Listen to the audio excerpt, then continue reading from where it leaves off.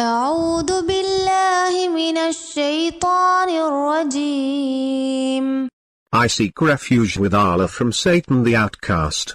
ويوم نبعث من كل أمة شهيدا ثم لا يؤذن للذين كفروا ولا هم يستعتبون. On the day when we raise up a witness from every community, those who disbelieved will not be permitted, nor will they be excused. وإذا رأى الذين ظلموا العذاب فلا يخفف عنهم ولا هم ينظرون. When those who did wrong see the punishment, it will not be lightened for them, nor will they be reprieved. وإذا رأى الذين أشركوا شركاءهم قالوا ربنا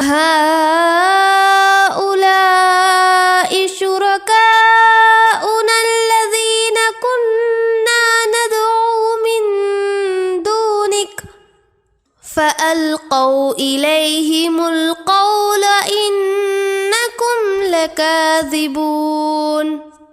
And when the idolaters see their associates, they will say, Our Lord, these are our associates whom we used to invoke besides you. They will strike back at them with the saying, Surely you are liars. وألقوا إلى الله يومئذ السلم وضل عنهم ما كانوا يفترون. On that day they will offer their submission to Allah, and what they had invented will abandon them. الذين كفروا وصدوا عن سبيل الله زدناهم عذابا فوق العذاب بما كانوا يفسدون. Those who disbelieve and obstruct from Allah's path, we will add punishment to their punishment, on account of the mischief they used to make.